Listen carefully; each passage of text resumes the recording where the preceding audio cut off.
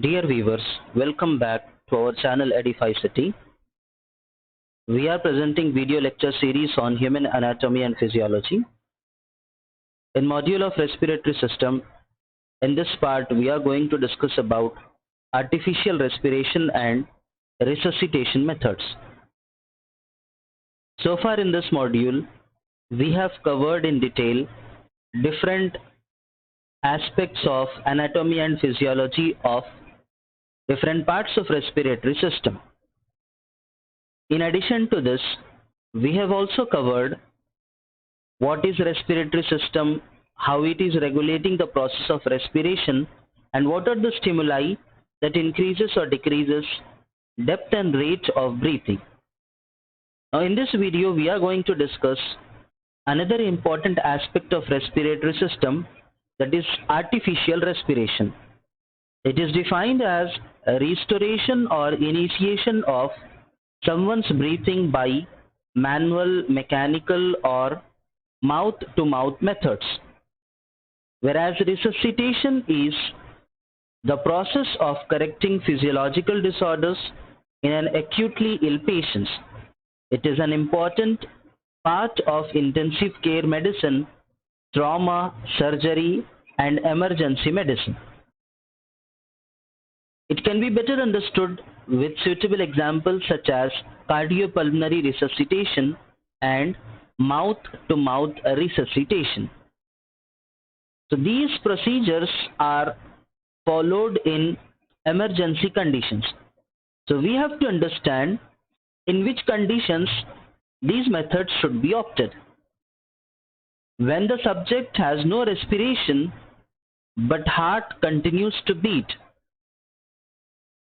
For example, drowning, suffocation in smoke, paralysis of respiratory muscles, electric shock, and choking.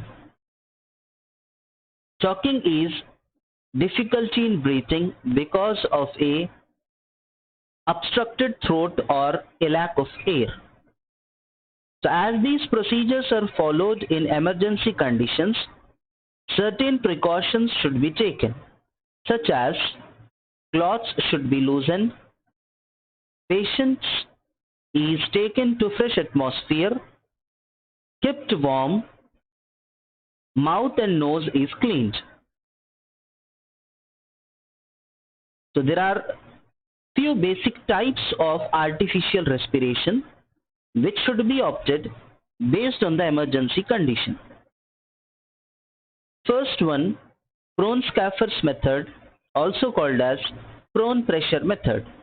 Second one, Holger-Nelson method, also called as arm lift back pressure method.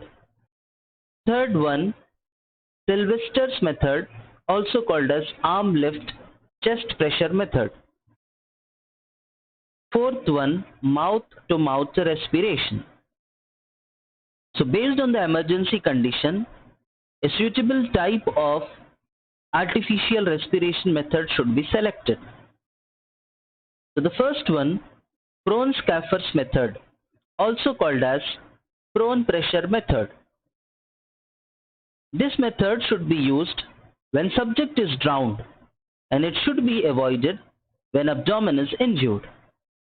So the basic procedure which is involved in this method is lay the victim on his belly, extend one arm forward, bend the other arm at the elbow, turn the face sideward, resting on the hand or forearm, kneel aside the victim,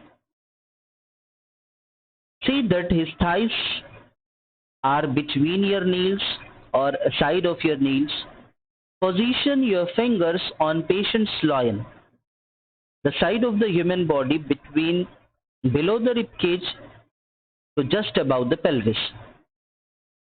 Swing forward slowly with holding arm straight. Give pressure for 2 seconds. See that weight of your body gradually brought to bear upon the lower ribs of the victim. This will force air out of the victim lungs, that is expiration. Immediately swing backward, removing all pressure from the victim body. for 3 seconds. This will cause inhalation. Repeat the cycle for 12 to 15 times a minute. This method has certain advantages like, as the patient is in the prone position, water from abdomen and lungs can be easily drained. It is very simple method. It can be continued for a long time. And there are certain disadvantages like inspiration is passive and expiration is active, which is unphysiological. And if the abdomen is injured, this method cannot be applied. The second method is Holger-Nelson method, also called as arm lift back pressure method. It is used when the subject is drowned, and it is avoided when the scapula is injured. So we can make a note here. There are two methods which are used when the subject is drowned. The first one, Kronskaffer's method, and second one, Holger-Nelson method. So the basic procedure which is involved in this method is lay the victim on his belly,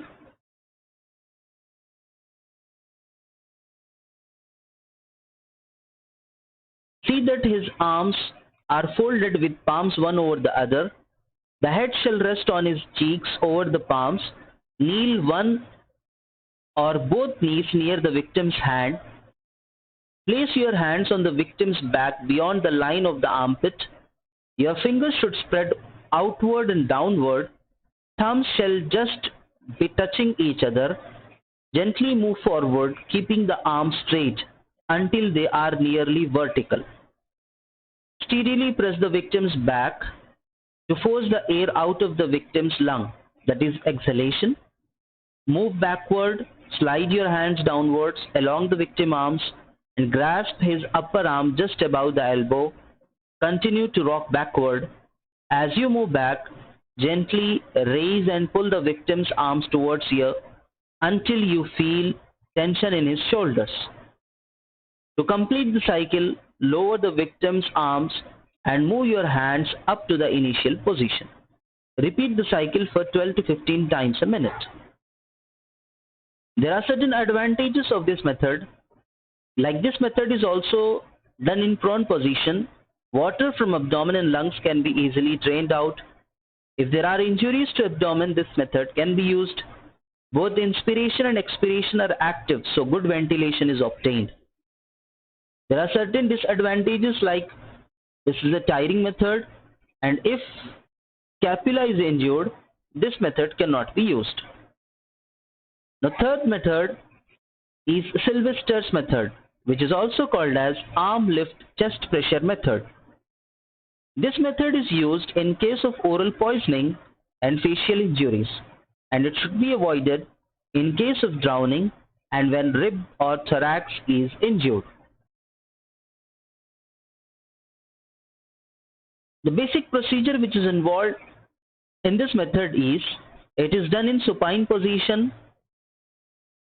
Subject should be laid on his back on flat surface. Pillow is given below shoulder, neck is fully extended and head is fully back. Kneel near patient's head facing towards him. Catch patient's wrist and cross them over the lower part of his chest. Rock your body forward and press down on the patient's chest. This will cause expiration. Release the pressure and draw the patient's arm backward and outward as far as possible. This will cause inspiration. Inspiration should last for 3 seconds and expiration for 2 seconds. Repeat this procedure for 12 times per minute. There are certain advantages like both inspiration and expiration are active, so good ventilation is obtained.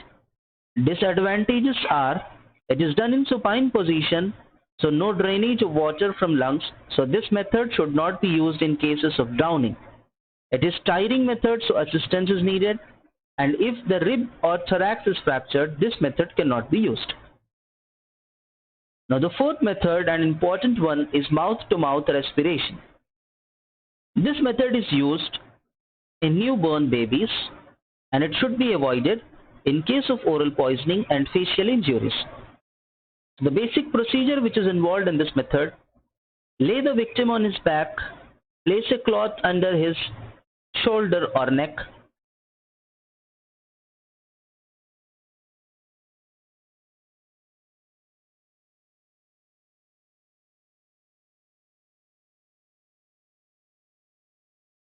Make airtight contact by taking a deep breath and place your mouth over the victim's mouth.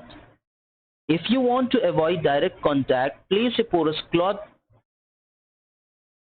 Blow into victim's mouth until his chest rises. Remove your mouth and release the hold on the nose to let him exhale. Turn your head to hear the outrush of air.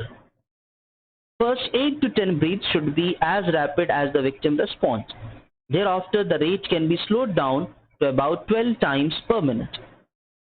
There are certain advantages of this method, as expired air is given which contains carbon dioxide, which stimulates patient's respiratory center, so good ventilation is obtained. Inspiration is active, expiration is passive, which is physiological. It is best method of artificial respiration in newborn babies. And there are certain disadvantages, like it is done in supine position. The water from abdomen, if it is not drained, may regurgitate back into the lungs and then may lead to respiratory infection.